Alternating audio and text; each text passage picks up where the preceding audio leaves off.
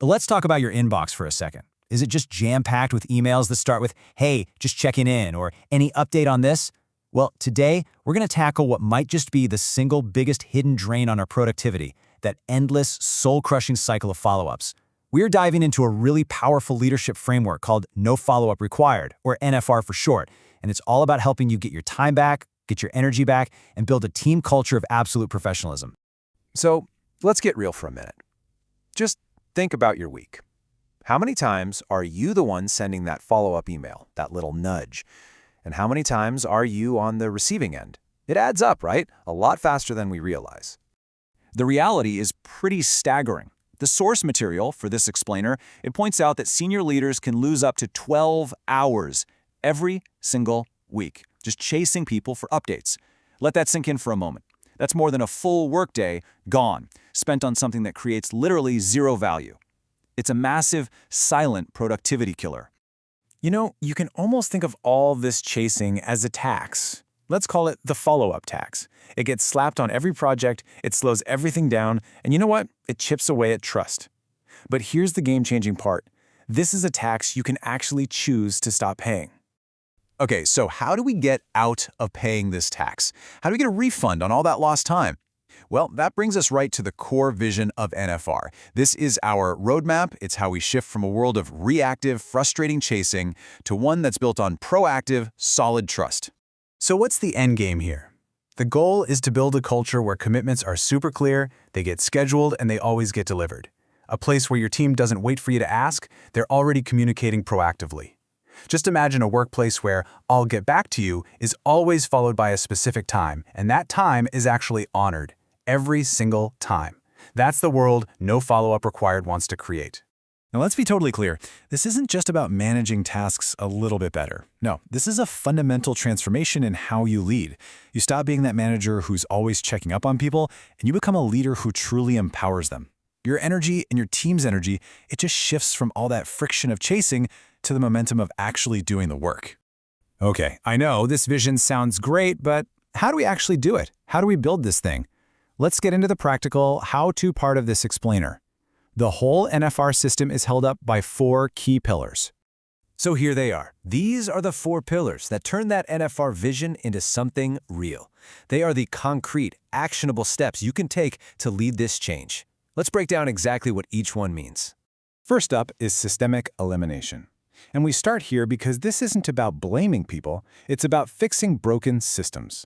So if you're constantly chasing a team member for the same weekly sales numbers, the problem isn't the person, right? It's the process. The NFR solution? Automate that report. Create a shared dashboard. You fix the system once, and poof, that follow-up is gone. Forever. Pillar 2 is all about one thing: clarity. We're talking about formalized service-level agreements, or SLAs. This is how you kill ambiguity. See, those vague promises like, "Oh yeah, I'll get to it ASAP," they're the root cause of almost every follow-up. An SLA replaces that with, "I will deliver the first draft of the proposal by Tuesday at 3 p.m. for your review." It's specific, it's trackable, and suddenly everyone has a crystal clear picture of what success looks like.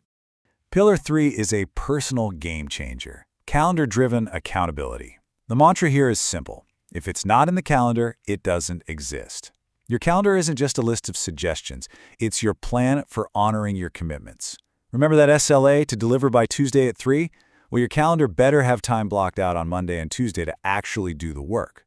A commitment that's honored is always a commitment that was scheduled.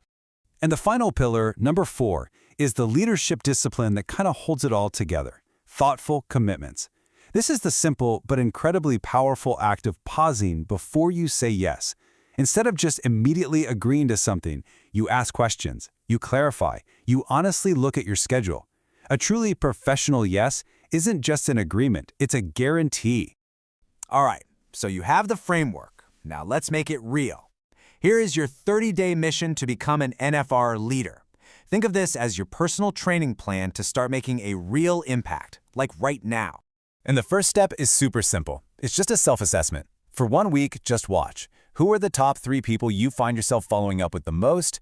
And on the flip side, who's always following up with you? This simple little audit, it's not about blame. It just gives you a clear, undeniable starting line for where you need to focus. Now, with that data, you can start knocking these follow-ups out one by one. For each one, you identify the person and the topic that keeps coming up. You figure out the root cause. Is it a system problem? Is it a lack of clarity?